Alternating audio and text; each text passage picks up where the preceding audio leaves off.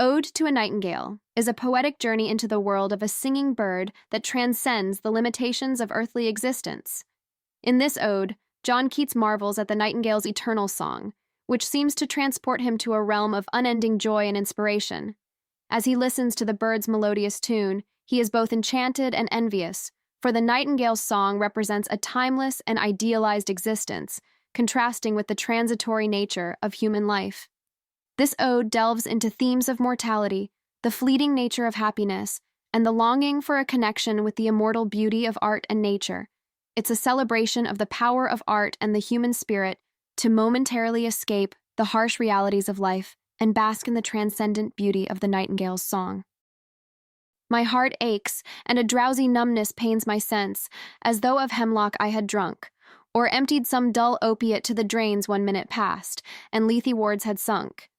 'Tis not through envy of thy happy lot, but being too happy in thine happiness, that thou, light-winged dryad of the trees in some melodious plot of beechen green and shadows numberless, singest of summer in full-throated ease. Oh, for a draught of vintage, that hath been cooled a long age in the deep-delved earth, tasting of flora and the country green, dance and Provençal song and sunburnt mirth.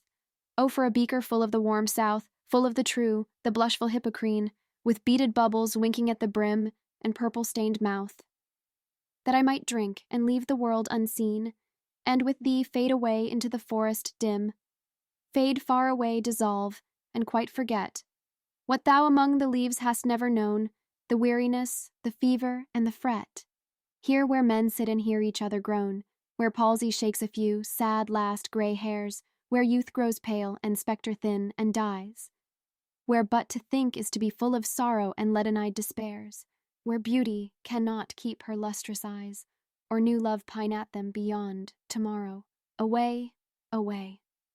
For I will fly to thee, not charioted by Bacchus and his pards, but on the viewless wings of poesy, though the dull brain perplexes and retards, already with thee, tender is the night, and haply the queen.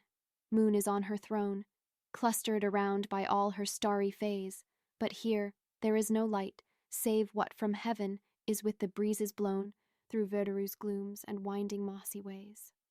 I cannot see what flowers are at my feet, nor what soft incense hangs upon the boughs, but in embalmed darkness guess each sweet wherewith the seasonable month endows the grass, the thicket, and the fruit tree wild, white hawthorn, and the pastoral eglantine, fast fading violets covered up in leaves, and mid-May's eldest child, the coming musk rose, full of dewy wine, the murmurous haunt of flies on summer eves.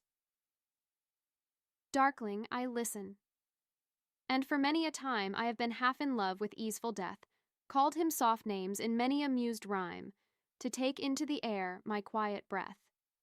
Now more than ever seems it rich to die, to seize upon the midnight with no pain, while thou art pouring forth thy soul abroad in such an ecstasy. Still wouldst thou sing, and I have ears in vain, to thy high requiem become a sod. Thou wast not born for death, immortal bird. No hungry generations tramp thee down. The voice I hear this passing night was heard in ancient days by emperor and clown, perhaps the selfsome song that found a path through the sad heart of Ruth, when, sick for home, she stood in tears amid the alien corn, the same that oft-times hath charmed magic casements, opening on the foam of perilous seas, in fairylands forlorn. Forlorn. The very word is like a bell to toll me back from thee to my sole self. Adieu! The fancy cannot cheat so well as she is famed to do, deceiving elf. Adieu! Adieu! Thy plaintive anthem fades past the near meadows, over the still stream, up the hillside, and now 'tis buried deep in the next valley glades. Was it a vision or a waking dream? Fled is that music? Do I wake or sleep? This poem beautifully captures the themes of transience, mortality, and the desire for escape through the enchanting song of the nightingale.